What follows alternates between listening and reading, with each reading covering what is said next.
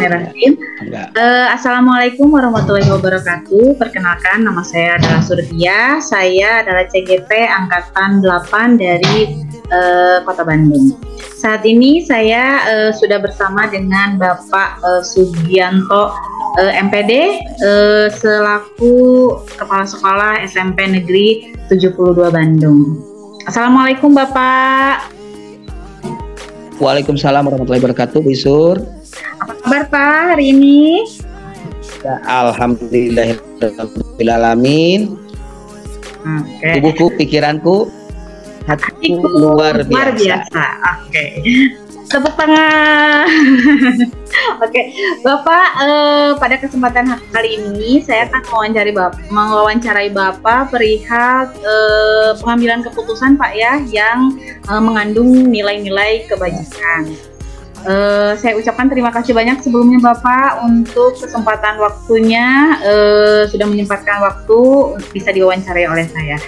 Baik Pak. Ya, sama-sama Bu. Pertanyaan yang pertama nih Pak ya, untuk Bapak.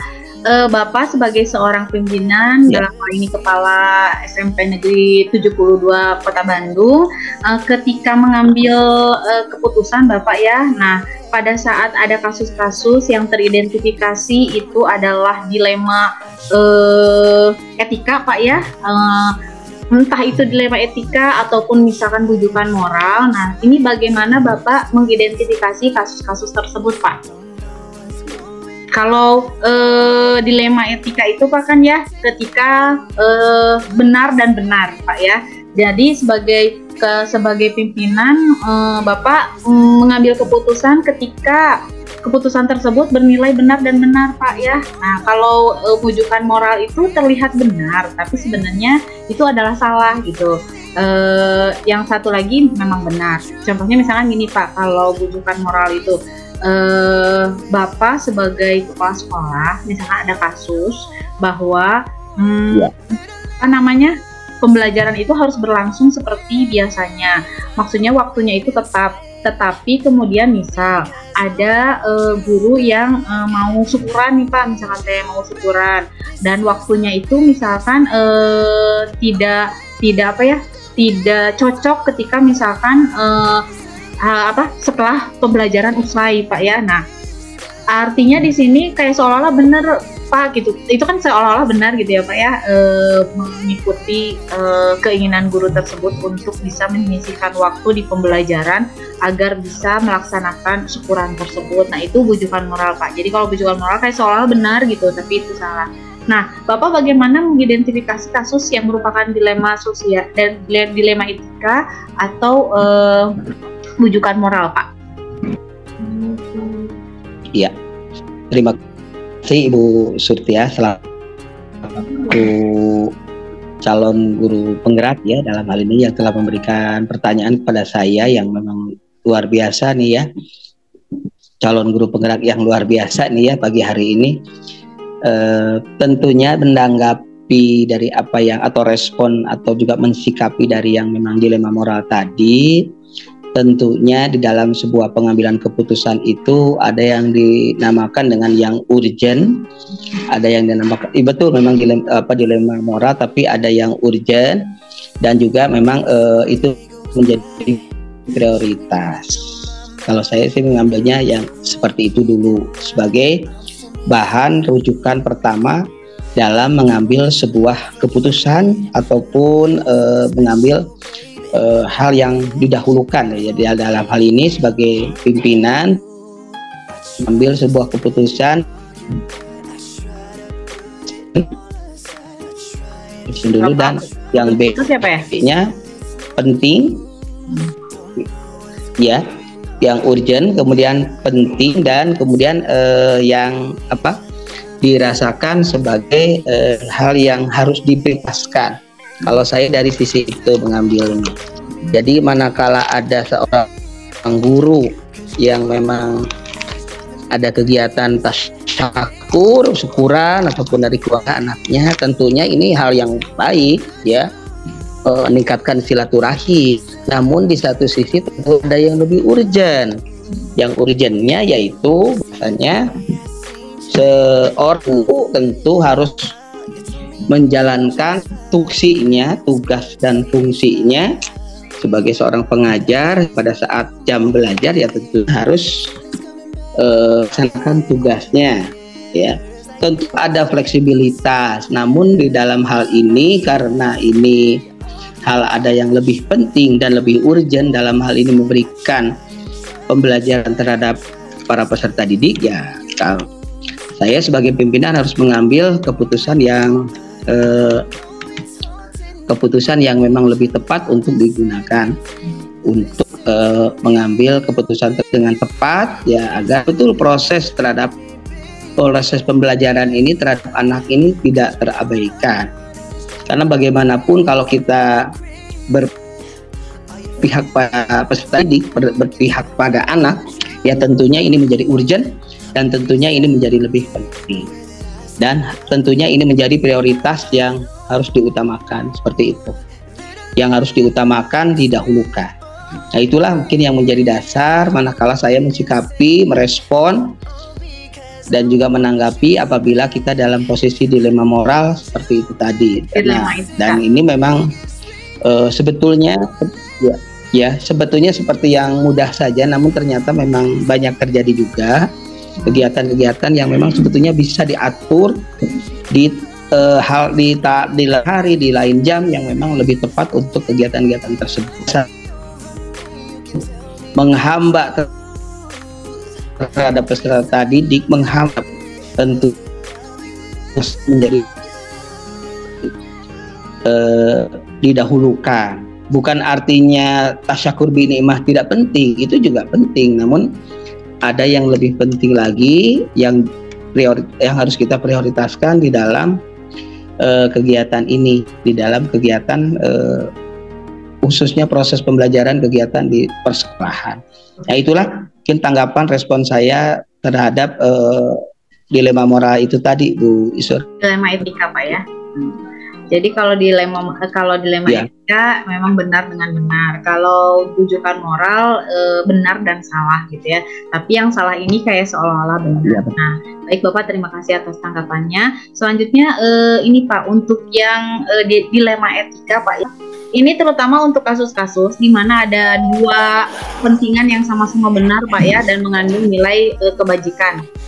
Contohnya seperti ini Pak, misalkan ada guru di tempat Bapak itu yang ibunya sedang sakit dan dirawat. Tidak ada sama sekali yang bisa menunggui ibu dari guru tersebut kecuali guru tersebut ya Pak ya. Nah, tetapi di lain pihak beliau kan harus menjalankan tupoksinya sebagai seorang guru yang mendidik dan juga mengajar anak-anak didiknya. Nah, tetapi di sisi lain juga kan beliau sebagai seorang anak Bapak yang harus berbakti kepada orang tuanya yang saat ini sedang sakit. Nah, itu kan sama-sama benar Pak ya. Satu sisi beliau sebagai guru, satu sisi juga beliau sebagai anak yang memang tidak bisa diabaikan tugasnya untuk bisa merawat orang tuanya. Nah, Bapak sebagai pimpinan di sini bagaimana mengambil keputusan terhadap kasus tersebut Pak? Yang notabene ini merupakan dilema etika Pak.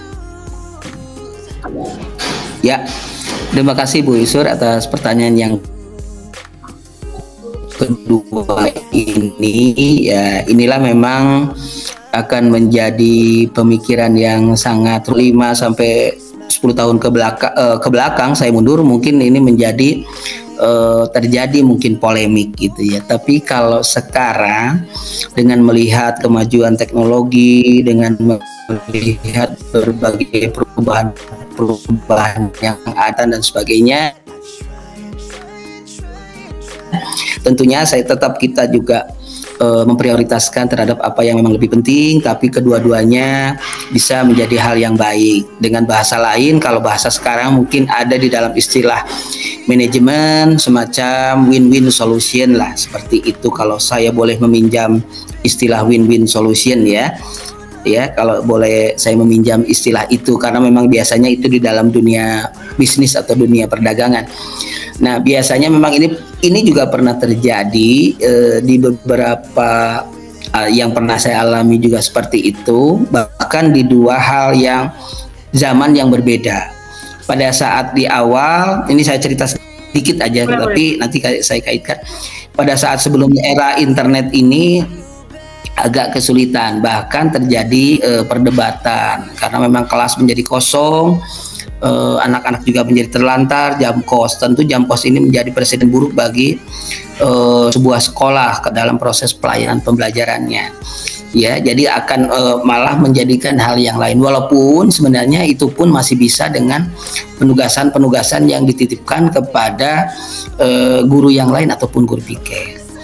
Nah, kalau dengan era yang zaman sekarang, tentunya saya sebagai pimpinan, tentu kalau dengan bahasa yang sangat mungkin kekinian, ya tidak mati gaya tentunya, agar tidak mati gaya, tapi tentu kita juga tetap menghargai proses-proses kemanusiaan dalam hal ini kepada orang tua. Tadi telah dikatakan sebagai kewajiban beliau, sebagai kewajiban kita merawat, apalagi yang sudah merawat kecuali ya tentunya kita juga memiliki jiwa ya perasaan kemanusiaan tentunya ada. Nah, tentunya silakan, kalau saya secara pribadi ini menukik ke saya mengambil keputusan, kami persilakan untuk membantu dan sebagainya, merawat, mungkin ada yang ke dokter, ke rumah sakit, ke klinik dan sebagainya. Namun tentu siswa juga tidak ditinggalkan begitu saja. Dengan percepatan teknologi saat ini, tentu saya juga mengambil keputusan bagaimana dengan solusi-solusi kalau para peserta didik tersebut diberikan dengan pendekatan-pendekatan teknologi yang ada, dengan misalnya pembelajaran secara online yang sudah disiapkan, ataupun ada LMS yang harus dibuka kalau zaman ini ya, ataupun ada penugasan-penugasan yang langsung dikirim melalui media sosial, yang dalam hal ini kalau di persekolahan ya bisa menggunakan WhatsApp ya, walaupun bisa juga menggunakan Google Form. Nah, seperti itu. Ini menurut saya sebagai pengambilan keputusan agar betul-betul bisa mencari tadi, kalau dalam secara keilmuan win-win solution tadi, jadi kepada orang tua tetap berjalan, kepada siswa juga pelayanan tidak ditinggalkan. Namun ini memang terjadi berat kalau memang kita tidak bisa mengambil keputusan dengan cepat dan tepat, karena memang pernah terjadi hal-hal tersebut menjadi perdebatan, bahkan antara pimpinan dengan pegawai bersih tegang hanya karena persoalan ketidakhadiran yang diakibatkan oleh seperti itu, diakibatkan oleh dia merawat orang tua dan sebagainya. Namun hal ini kalau tentunya 5 sampai 10 tahun ke belakang mungkin akan menjadi masalah besar. Namun untuk 5 tahun yang terakhir ini, menurut saya sejak 2018, menurut saya harus meninggalkan para peserta didik tadi, tetap ada, tidak menggampangkan tentunya, tentu harus persiapan ya, tapi kita juga tidak meninggalkan apa yang tadi orang tua yang harus dilatih di orang tua yang harus kita rawat seperti itu. Nah, misalnya dia merawat harus ada di rumah sakit pukul 6. Ya tentunya sebelum pukul 6 ada waktu ataupun ada putranya yang membantu, misalnya mempersiapkan dulu proses pembelajarannya untuk nanti pukul 7. Jadi nanti pada saat dia berangkat ke rumah sakit, dia sudah bisa dengan tetap memberikan tugas kepada anak-anak tersebut. Nah, ini zaman sekarang memang bisa terjadi ya Ibu Isur, karena memang pengambilan keputusan juga di situ. Mungkin hal ini harus kita tempuh walaupun memang terkadang berat, dan jangan sampai terjadi kepada banyak guru juga, karena kalau banyak guru juga tetap ada kendala-kendala teknis, tetap ada kendala-kendala administratif ya, tetap ada kendala-kendala yang sifatnya nantinya dilematis seperti itu. Karena sekarang ini orang tua sangat menyorot, orang tua sangat memperhatikan. Jadi kalaupun ada jam kos sedikit saja terkadang menjadi bumerang bagi kepala sekolah ataupun guru-guru kalau tidak segera mengambil keputusan dengan tegas, dengan tepat seperti itu. Tapi saya secara pribadi bukan hanya sebagai pimpinan ya, tetap harus memprioritaskan itu, karena saya tidak ingin nanti suatu saat guru tersebut juga menjadi dilematis juga pada saat kegiatan-kegiatan tersebut, malah menjadi misalnya nih saya udah paksakan mengajar tapi pikirannya ada di rumah juga, tidak baik juga gitu. Itu tidak baik juga secara mental psikologis juga tidak baik. Nah ini saya kalau menanggapi pertanyaan nomor 2 ini, saya berupaya untuk win-win solution tadi itu ya. Jadi upami saur Sunda mah Bu Isur, kalau saya boleh mengambil pepatah Sunda dalam kesempatan ini, karena ini mungkin nanti di tanah air juga harus paham. Misalnya herang China laukna beuna, ya win-win solution lah kalau bahasa kerennya. Mungkin kalau bahasa Sundanya China herang laukna beuna. Jadi dua hal tersebut bisa tersampaikan gitu ya. Oke, baik. Ya, mohon izin nanti kalau mohon izin bahasa Sunda nanti kalau ada yang salah. Tapi yang saya pahami sih terima gitu kasih ya. banyak Bapak atas tanggapannya. Iya, mohon seperti itu. Mungkin gitu Bu Isur menanggapi merespon pertanyaan nomor 2. Oke, terima kasih banyak Bapak ya. Jadi kalau misalkan saya ambil kesimpulan, mungkin di sini Bapak menggunakan prinsip pengambilan keputusan yang melibatkan mungkin rasa belas kasihan Pak ya, gitu ya. Dengan tidak saklek terhadap peraturan, harus masuk ya harus masuk gitu ya. Tuh. Jadi nilai-nilai kemanusiaannya juga menjadi pertimbangan Bapak. Oke, selanjutnya Bapak, langkah-langkah atau prosedur seperti apa yang biasa Bapak lakukan selama ini ketika mengambil keputusan Pak? Ya, di dalam pengambilan keputusan mungkin kalau secara teoritis banyak ya, sudah banyak dikupas tuntas di berbagai buku lah ya kalau seperti itu. Tapi dengan pengambilan keputusan ini yang saya lakukan, yang saya alami, bahkan saya pada saat mendapatkan pelatihan juga, ini saya terapkan juga, yaitu yang pertama pengambilan keputusan itu yang diutamakan adalah yang prioritas. Apa sih yang memang diprioritaskan? Kalau hari ini memang harus memprioritaskan yang membantu yang sedang mempersiapkan yang sedang ujian, ya ujianlah dahulu kita prioritaskan. Yang kedua, setelah prioritas dan sebagai dasar pengambilan keputusan, yang kedua adalah urgennya, kepentingannya.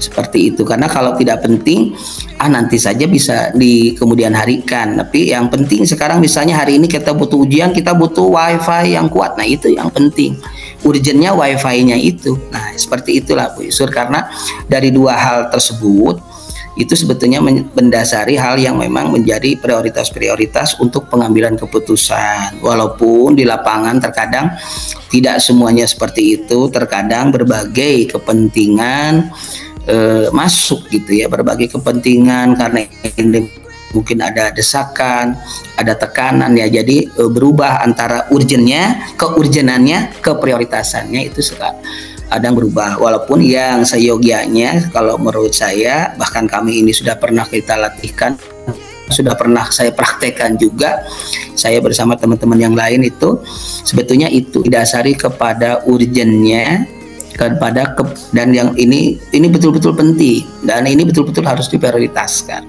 Sebagai contoh, kalau kita di suatu kelas sedang banjir, kemudian airnya belum surut, tapi juga ada ular masuk ke dalam kelas kita. Tentu yang kita dahulukan bukan banjirnya dahulu, ya, yang harus kita surut, dan kita tentu ularnya yang tadi, karena ular urgen, penting, ini harus kita singkirkan segera. Diprioritaskan, iya, nanti banjir itu airnya belum masuk ke dalam kelas, tapi kita nanti prioritas kemudian. Yang prioritas ada di depan mata kita adalah ular, khawatir ular menggigit kepada siswa.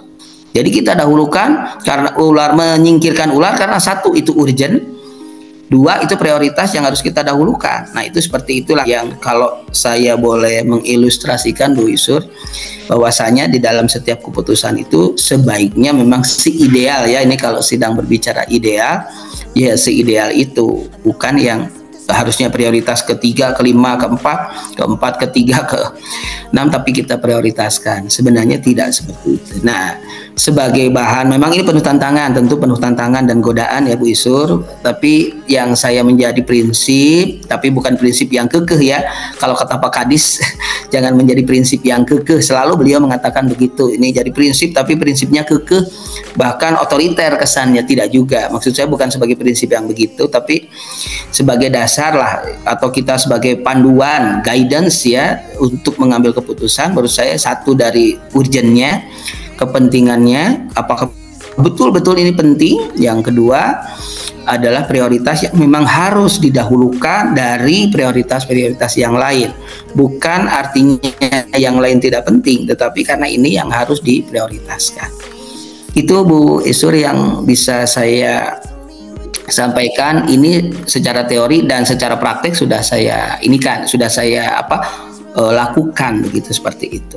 Begitu Bu Isur. Yang pertanyaan ketiga ini. Luar biasa Bapak pembelajaran untuk saya ya. Jadi pengambilan keputusan yang Bapak laksanakan itu prosedurnya menggunakan prinsip dari urgensi dan juga prioritas Pak ya.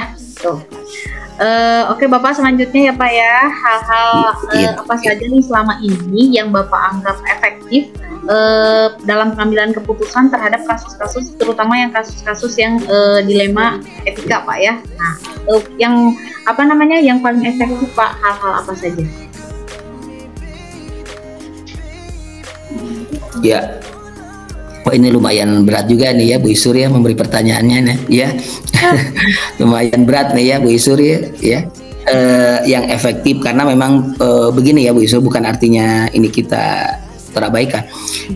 Yang efektif itu di dalam hal ini kan memang menjadi sebuah indikator ya, apakah hal tersebut efektif atau tidaknya ini menjadi sebuah indikator.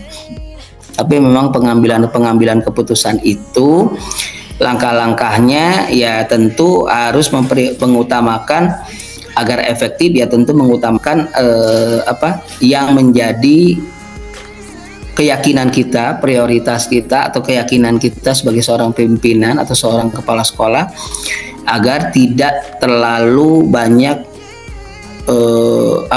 ibaratnya kalau resiko, tidak terlalu banyak resiko, kita nyebutnya tidak terlalu banyak resiko. Jadi agar efektif itu pengambilan keputusannya adalah pengambilan keputusan yang tidak terlalu banyak menimbulkan resiko. Resiko itu satu, bisa resiko dana, bisa resiko material ya tadi, materi, maupun resiko moral, maupun resiko-resiko lain yang berkaitan dengan alat-alat misalnya. Ini kalau kita contohkan supaya lebih efektif, misalnya begini, sekarang sedang ada kegiatan ANBK. Ya tentu saya mengambil keputusan kita gunakan sesuai dengan panduan, menggunakan peralatan yang online. Karena secara efektif itu lebih tepat untuk saat ini ya, saya katakan saat ini Bu Isur. Karena itu pengambilan keputusan yang efektif adalah pengambilan pemilihan moda online. Karena ini lebih efektif, artinya keefektifan itu juga dilihat dari tidak menimbulkan risiko yang terlalu besar. Dalam hal ini kalau risiko ANBK menggunakan semi online biayanya lebih besar. Jadi maksud saya keefektifan itu indikatornya adalah dari rendahnya berbagai risiko yang ditimbulkannya. Seperti itu. Risiko yang ditimbulkannya seperti itu. Kalau tadi di ANBK kenapa kita ambil online ya? Karena risiko dana tidak terlalu besar, jadi lebih efektif. Kalau terjadi suatu bencana misalnya, punten, jadi mudah-mudahan tidak terjadi. Kita pernah latihan dulu, saya masih ingat di organisasi penggerak mungkin Bu Isur ataupun di 15 dulu masih ingat bagaimana penanggulangan bencana. Nah ini penanggulangan bencana itu juga sama, keefektifannya itu indikator-indikatornya ternyata resiko yang paling kecil dulu yang harus kita ambil. Contoh manakala ada bencana gempa, kalau ternyata kesulitan berlarian ya ternyata efektifnya adalah sudah berlindung di bawah meja di bawah meja yang ada di kelasnya. Hal ini resikonya sangat kecil walaupun resikonya tapi tidak menimbulkan korban. Betul ada guncangan tapi tidak menimbulkan korban. Nah, hal-hal inilah yang seharusnya ya, ini juga saya berbicara ideal, yang memang keefektifan itu indikatornya betul-betul tidak menimbulkan risiko. Kalau tadi online tidak menimbulkan risiko dana. Kalau tadi bencana berlindung di bawah meja itu resikonya tidak banyak menimbulkan korban kematian ya dalam hal ini, kalaupun ada luka tapi nyawanya masih tertolong, jadi resiko kematiannya semakin rendah. Nah hal-hal itulah yang menjadi dasar saya dalam pengambilan keputusan dalam hal ini agar efektif. Ya tentunya efektif tersebut harus ada indikator.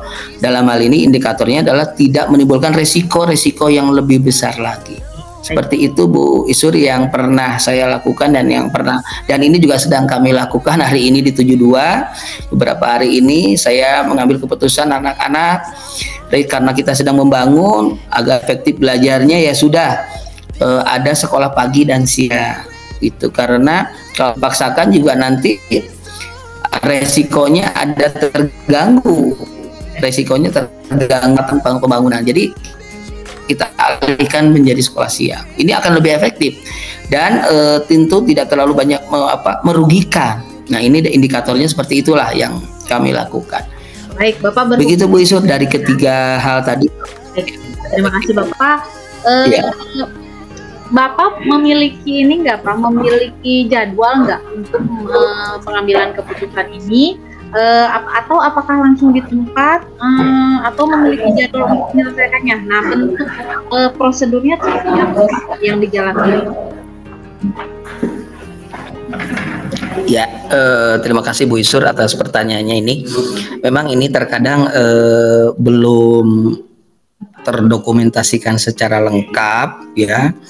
Namun di dalam hal ini saya selalu mengadakan semacam, ya ini sudah rutin sebetulnya di setiap sekolah juga, yaitu briefing yang dilaksanakan kalau saya setiap hari Senin.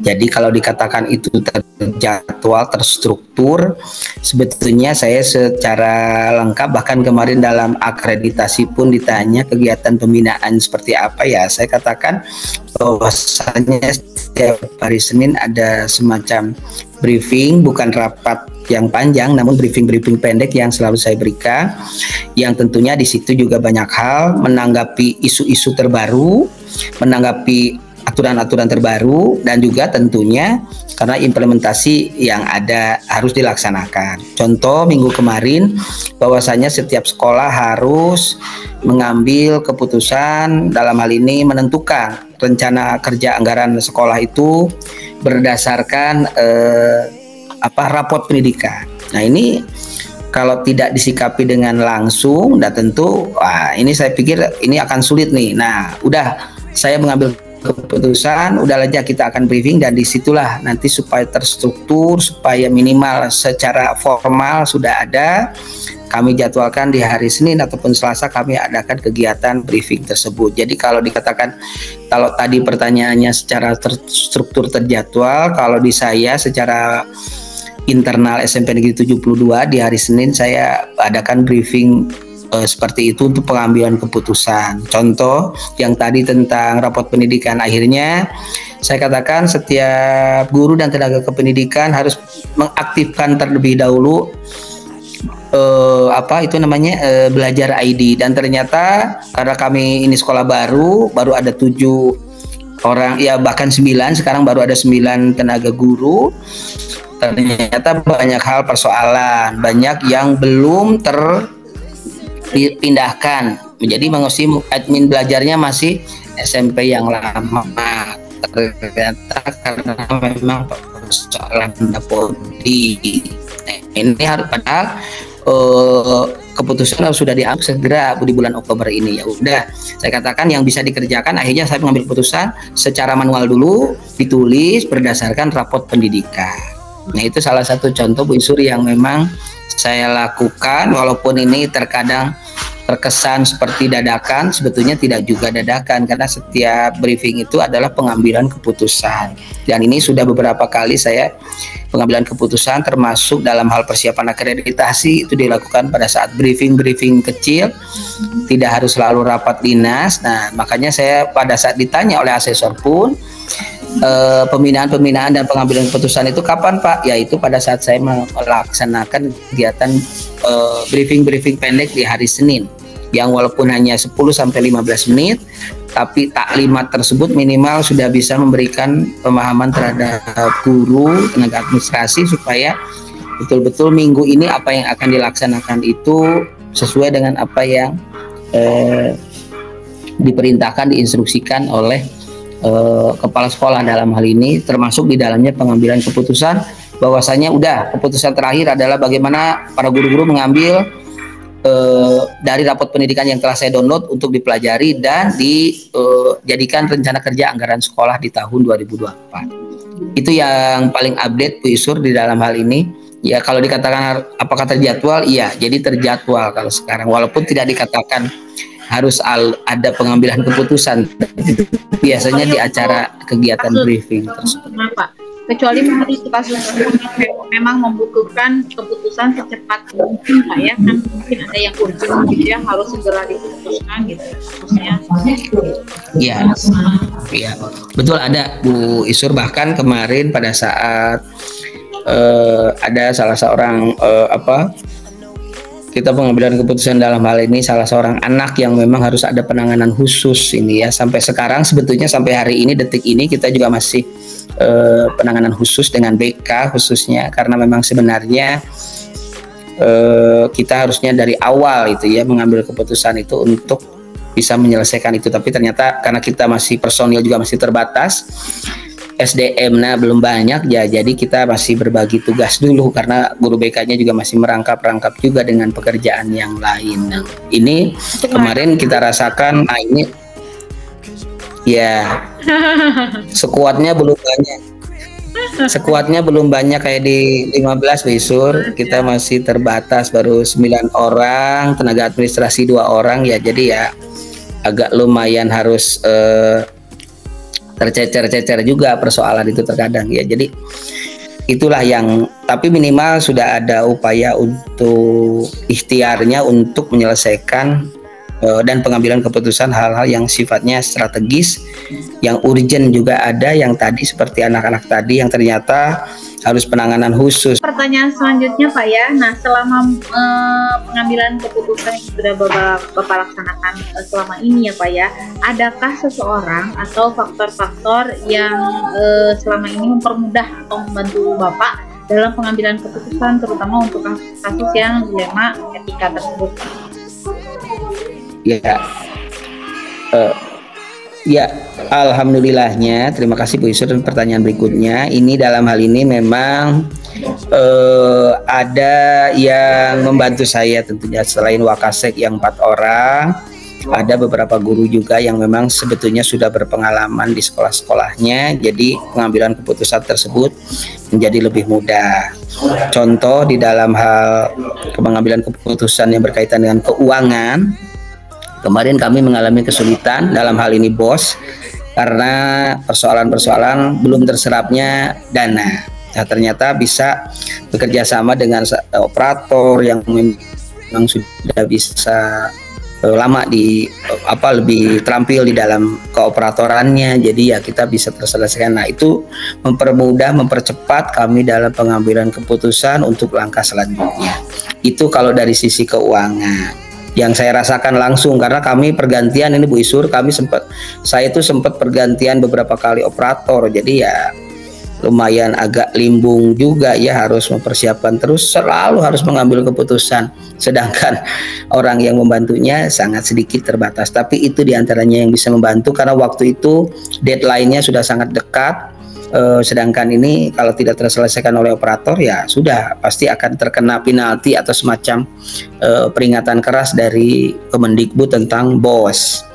Yang itu ya, tapi beliau membantu dari sisi tenaga administrasi. Yang kedua, yang dari sisi guru yang kemarin memang membantu sekali dalam hal akreditasi, adanya salah seorang yang membantu saya dalam pengambilan keputusan segala hal tentang keputusan tentang akreditasi dalam hal ini persiapan penilaian adalah dari rekan SDM dari rekan guru, dan rekan guru yang memang sudah berpengalaman di dalam hal kurikulum. Nah, ini membantu saya keputusan-keputusan saya di dalam hal ini secara SDM. Yang pertama tentu yang secara SDM sudah terbantu oleh pihak-pihak yang ada di dalam internalnya sendiri, termasuk di dalam tenaga administrasi ya yang sudah berpengalaman dari sekolah-sekolah swasta. Nah, seperti itu. Ini hal-hal internal yang memang bisa membantu saya di dalam pengambilan keputusan-keputusan yang termasuk yang tadi keefektifan, win-win solution, dan juga misalnya tadi kemanusiaan. Nah, seperti itu. Nah, ini yang saya rasakan 6 bulan pertama saya di SMP Negeri 72 itu, yang saya rasakan seperti itu. Memang ada juga yang faktor internalnya. Kalau faktor eksternalnya yang mendukung hal-hal tersebut ya memang dukungan dari sekolah induknya, dari sekolah induk dulunya. Jadi keputusan saya ini juga didasari, dipandu, ada guidance juga dari Ibu Ike, dalam hal ini pemandu ataupun kepala sekolah yang dulu mengampunya, ternyata memberikan banyak juga mendorong terhadap keputusan-keputusan termasuk terhadap pengadaan SDM. Beliau sangat memberikan masukan-masukan banyak kepada kami, dan jadi pada saat saya ambil keputusan sudah tepat dan sudah arahannya, panduannya, guidance-nya sudah tidak salah lagi. Contoh di dalam perekrutan kepegawaian dan juga tata cara penggajian, tata cara pemberian honorarium juga ini dari beliau yang memang faktor eksternal yang sampai saat ini bahkan pada saat akreditasi beliau bisa hadir ini sebagai bentuk yang pengambilan keputusan yang luar biasa yang dari faktor eksternalnya tentunya ya seperti itu. Faktor internalnya dari guru dan TU, kemudian yang dari faktor eksternalnya tadi dari rekan-rekan sekolah dari yang pengampu dulunya, sekolah induknya. Yang ketiga ya tentunya dari forum-forum seperti MKKS itu, Bu Isur. Jadi yang saya rasakan dari adanya silaturahim antar musyawarah kerja kepala sekolah tersebut ternyata bisa membawa masukan-masukan yang berharga bagi saya di dalam hal ini dalam hal pengambilan keputusan-keputusan itu tadi, bahkan harus efektif. Sebagai contoh ada saran dari MKKS bahwasannya sekolah itu di dalam kegiatan apapun harus sama dengan sekolah yang lainnya. Sampai detil bahkan menjelaskan beliau itu dari mulai masalah kekurikuluman sampai ke masalah konsumsi, bahkan artinya ada masalah-masalah yang sebetulnya tidak harus selalu dikelola oleh kepala sekolah, tapi ternyata memang itu menjadi bahan yang masukan bagi kami untuk pengambilan keputusan yang tepat. Jadi faktor internal dari tenaga SDM, guru dan TU, eksternal ada dari pihak dari kepala sekolah dulu ataupun sekolah-sekolah yang mengampu dulunya sebagai sekolah sekolah induk. Kemudian yang ketiga ya tentu faktor dari keorganisasian ini yang lebih banyak memandu saya agar tidak salah arah, karena memang kalau sudah salah arah ya nanti kalau ada permasalahan apapun ya beliau tidak bisa membantu arahan-arahan beliau. Nah ini yang saya rasakan, keputusan-keputusan tersebut, faktor-faktor tersebut sangat mendukung, sangat mendorong, bahkan sangat mempengaruhi terhadap keputusan-keputusan yang saya ambil untuk dilaksanakan di sekolah sendiri. Ini juga pasti akan terjadi lah. Sekarang ada komunitas, ada MGMP dan sebagainya. Itu Bu Isur. Oke. Baik Bapak, terima kasih banyak atas jawabannya. Jadi kalau saya simpulkan, faktor atau orang-orang yang membantu Bapak dalam pengambilan keputusan di sini adalah orang-orang dari pihak internal maupun eksternal sekolah gitu ya Pak ya. Internalnya Bapak dibantu oleh mitra-mitra Bapak berkolaborasi dengan rekan-rekan kerja maupun orang-orang yang dipimpin oleh Bapak gitu ya, baik itu di TSKes maupun rekan guru sendiri. Dan di eksternalnya Bapak mungkin melibatkan orang-orang yang memang memiliki pengalaman yang sudah tidak sudah tidak diragukan lagi gitu ya ketika mengambil keputusan mereka-mereka yang sudah berpengalaman. Oke Bapak, pertanyaan terakhir Pak dari saya, dari semua yang sudah Bapak paparkan perihal pengambilan keputusan itu, adakah Bapak pembelajaran apa yang Bapak dapat petik dari pengalaman ketika mengambil keputusan Pak? Terima kasih Bu Isur ya. Wah lumayan juga nih, pertanyaannya lumayan cukup menguras juga nih ya. Jadi pembelajaran atau pelajaran yang paling penting bagi saya secara pribadi ya Bu Isur, ataupun secara kelembagaan, secara kepemimpinan, Ya tentunya yang pertama sesuai dengan apa yang sedang tren saat ini ya, artinya yang sedang anak-anak muda ataupun para guru penggerak itu ya saya harus selalu mau belajar. Mau belajar Bu Isur.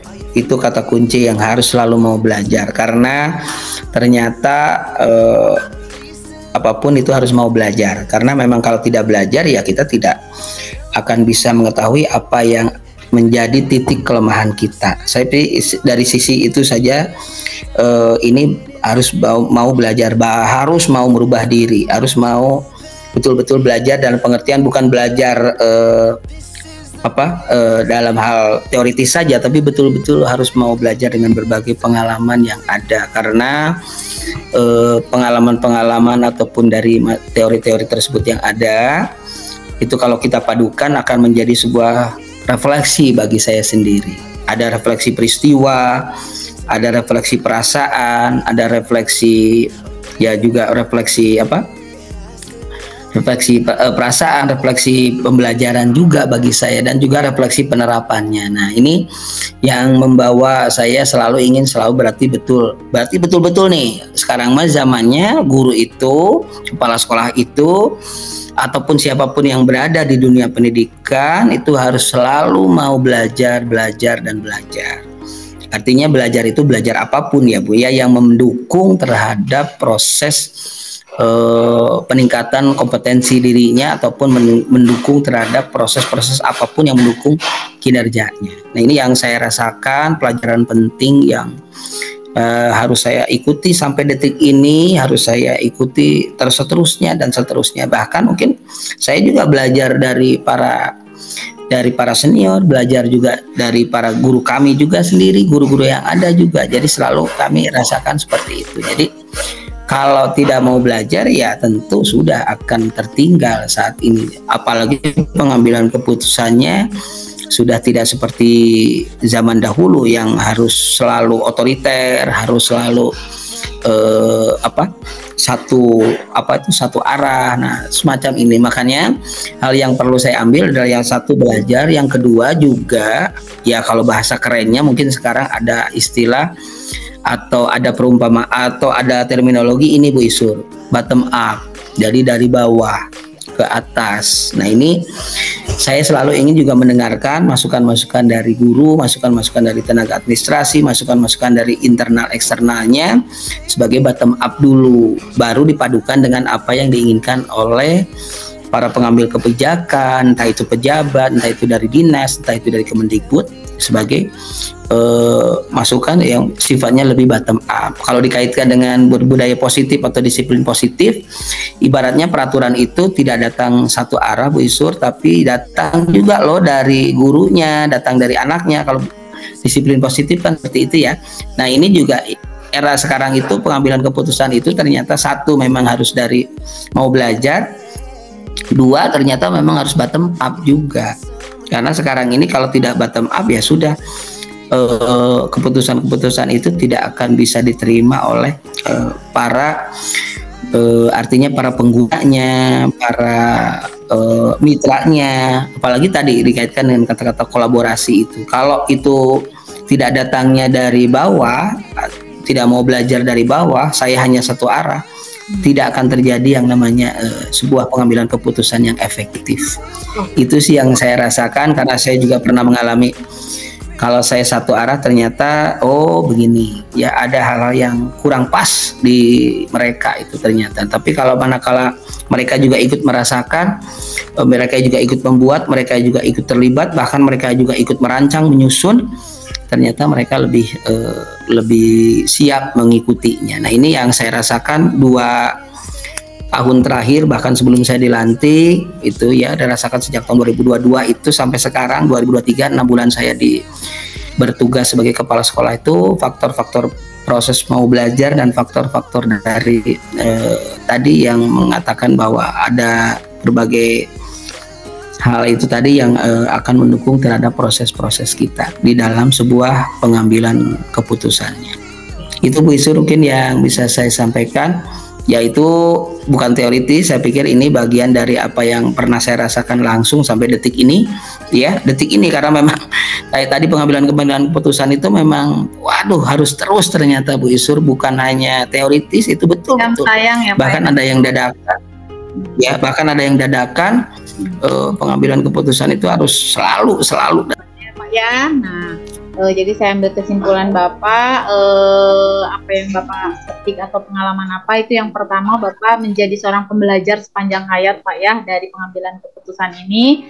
Lalu kemudian juga tadi apa, Bapak juga bisa menjadi pemimpin yang tidak otoriter dengan melibatkan rekan-rekan seperjuangan gitu Pak ya, berkolaborasi untuk keputusan melalui kesepakatan bersama, sehingga bisa dilaksanakan dengan enak gitu ya Pak ya, dari tadi yang sudah Bapak jelaskan, win-win solution ketika ada permasalahan yang dihadapi.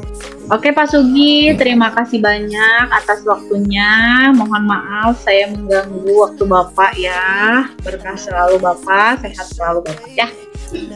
Baik, terima kasih Bu Isur, sama-sama juga ya. Ya.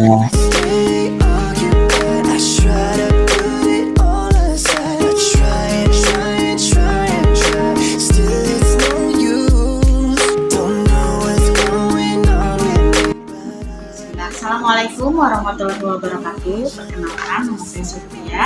Saya adalah CGP dari Kota Bandung, Angkatan 8. Saat ini saya bersama dengan Ibu Kepala SMP Negeri 15 Kota Bandung dan akan mewawancarai perihal pengambilan keputusan yang mengandung nilai-nilai kebajikan. Assalamualaikum Ibu. Waalaikumsalam warahmatullahi wabarakatuh. Ya, selamat pagi. Terima kasih banyak Ibu atas waktunya ya Bu ya. Nah, pada kesempatan Ibu saya akan mewawancarai Ibu perihal tentang pengambilan keputusan yang mengandung nilai kebajikan ya Bu ya. Yang ingin saya tanyakan Ibu, bagaimana Ibu mengidentifikasi kasus-kasus yang merupakan dilema etika atau bujukan moral selama ini Bu, kalau ada kasus di sekolah? Yang jelas dalam pengambilan keputusan itu kita lihat dulu ya apa masalahnya, kemudian setelah kita identifikasi dan kita merencanakan nih, membuat rancangan kira-kira setelah identifikasi ini apa yang mau kita lakukan. Setelah merencanakan, kemudian kita pilih mana, kan pasti ada beberapa alternatif ya, ini kemudian kita pilih. Setelah kita pilih yang terbaik sesuai dengan tujuan atau masalah tersebut, kaitannya dengan tadi dengan nilai kebajikan. Sudah barang tentu kalau kita ada suatu masalah kemudian kita kaitkan dengan nilai-nilai kebajikan, sudah barang tentu yang kita ambil adalah dari berbagai alternatif yang terbaik, sehingga termasuk salah satunya dalam pengambilan keputusan itu kita harus melihat apakah nanti yang kita ambil ini ada dampaknya ada dampak pasti ya, namanya pengambilan keputusan. Tidak semua keputusan yang diambil oleh pimpinan itu bisa diterima oleh semuanya. Berarti Ibu kalau misalkan dia di dilema etika itu kan dia antara benar dan benar ya. Jadi antara benar dan benar. Jadi kasusnya ini dia contoh nih Bu, misalkan ada salah seorang guru gitu Bu ya, yang dia itu kan harus menjalankan kewajibannya sebagai guru ya. Tapi di lain pihak misalkan dia punya kepentingan yang misalkan ya ibunya tuh sedang sakit dirawat dan tidak ada yang tidak ada yang menunggui sama sekali gitu ya, kecuali beliau gitu. Nah itu bagaimana Ibu bisa mengambil keputusan terhadap guru tersebut? Yang begini ini adalah sering terjadi gitu. Oleh karena itu sebagai pimpinan harus bijaksana. Dua-duanya bisa jalan. Caranya bagaimana? Contoh si A sebagai pendidik, kemudian si A juga punya orang tua yang sakit. Kalau misalnya di sekolah itu kan ada teman sejawatnya. Caranya supaya A ini bisa pembelajaran tetap berjalan, bisa menitipkan teman sejawatnya. Kemudian dia juga bisa mengurus orang tuanya yang sedang sakit di rumah sakit atau menunggu. Jadi dua-duanya jalan, terlaksana. Artinya ibu kalau mengambil keputusan itu menggunakan prinsip atau kayak misalkan ya apakah sesuai dengan aturan misalkan ya. Ya, ini kita tidak bisa saklek gitu ya. Kita lihat permasalahannya. Kalau permasalahannya itu tadi dua-duanya suatu kebajikan. Kita tidak menggunakan aturan dipakai, tapi tetap ini secara naluri sebagai orang tua ini juga dipakai. Prinsipnya itu kasih sayang. Iya, betul. Aturan dan kasih sayang gitu. Iya, betul. Naluri seorang ibu. Oke, ada ini ya. Tadi langkah-langkah sama prosedurnya berarti ibu memilah gitu ya mana yang menjadi skala prioritas dan berdampak lebih baik untuk kebaikan bersama ya. Gitu. Oke. Ibu kalau hal-hal biasanya ibu dalam mengambil keputusan itu hal-hal yang menantang bagi ibu biasanya apa? Nah, ini kita hal-hal yang menantang itu pastinya berkaitan dengan pelaksana dari kebijakan tersebut. Salah satunya berarti guru-guru atau pendidik dan tenaga pendidikan yang ada di sekolah. Pasti suatu kebijakan itu ada pro dan kontra. Jadi kita tetap harus berpijak pada pedoman atau aturan.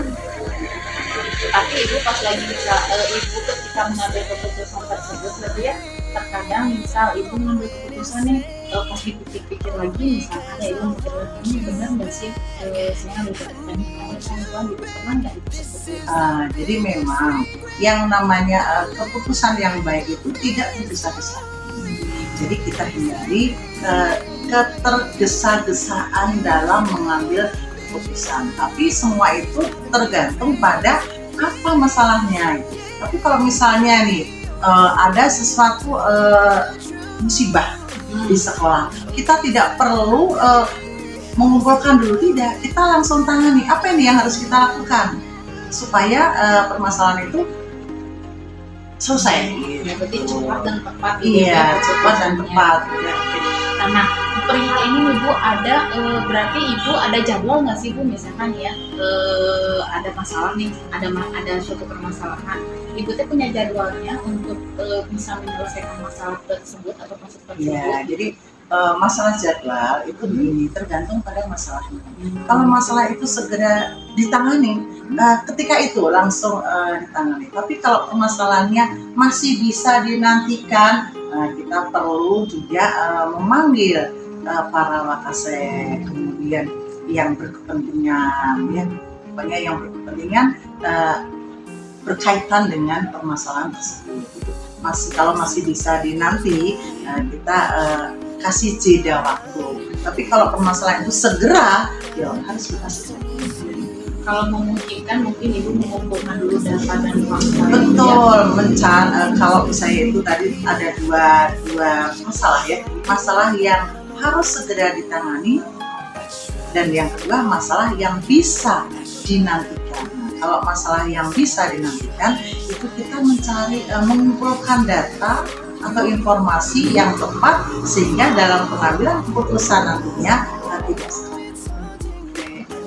Nah, ibu selama ini ya bu ya ketika ibu mengambil sebuah keputusan itu ada nggak bu faktor-faktor yang mempermudah atau misalkan membantu ibu mengambil keputusan dalam khususnya dalam kasus dilema etika ini ya. Kadang kan kita sulit mungkin bu yang ini benar, tapi yang ini tidak benar gitu ya. Nah, ibu punya penasehat nggak gitu atau seseorang yang bisa membantu ibu? Jadi penasehat. Pertama dalam kita mengambil keputusan itu berdasarkan yang pertama feeling, intuisi gitu ya, feeling ya. Kemudian yang kedua setelah feeling kita kemudian dibarengi dengan fakta.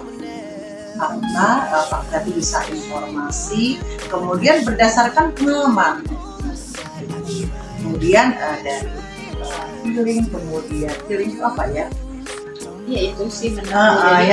Perkiraan mungkin feeling itu ya naluri, iya, naluri, kemudian berdasarkan pengalaman. Kalau begini pengalaman, kemudian kita temukan informasi atau data.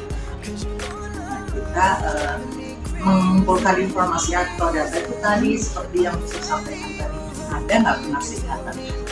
Lebih tepatnya bukan penasihat ya, tapi mitra. Itu ada mitra.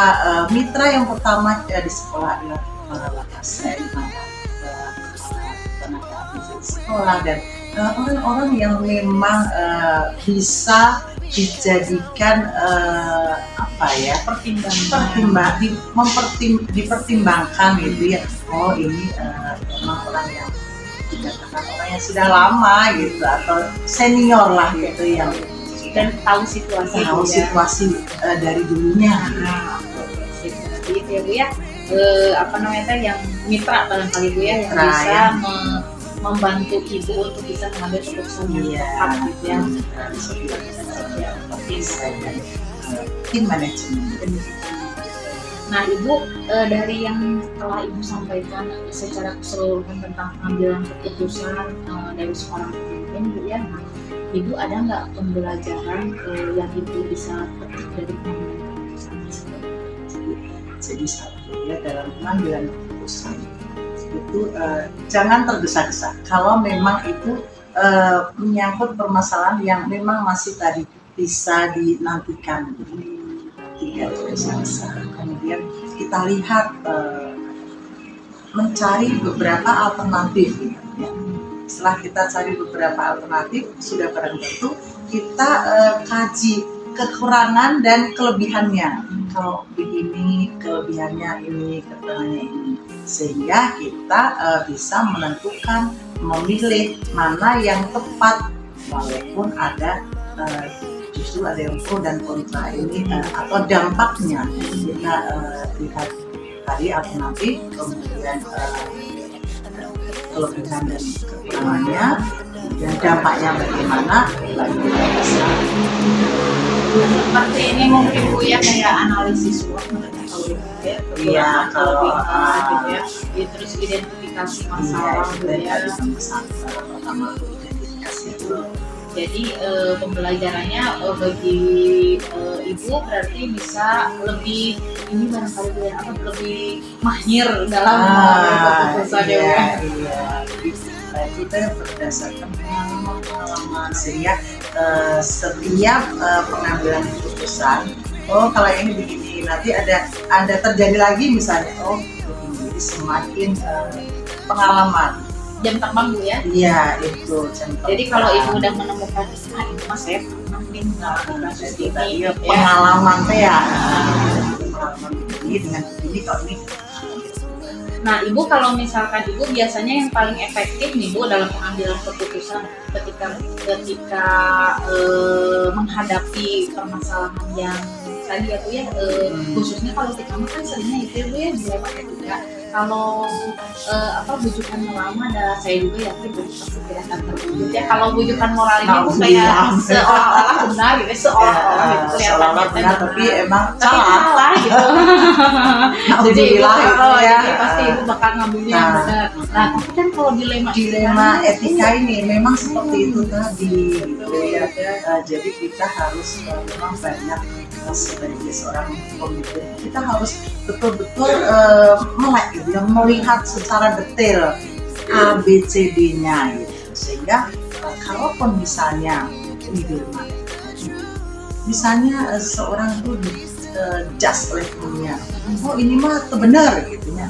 Kemudian kita amati pada saat dia ada masalah, ternyata permasalahan tersebut orang yang dijudge yang benar itu dia ternyata dalam posisi benar. Oleh karena itu disinilah letaknya sebagai seorang pemimpin itu harus objektif.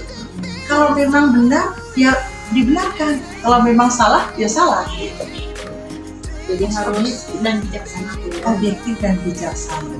Dan tentu saja logis pasti Bu ya. Rasional gitu ya, rasional itu. Baik.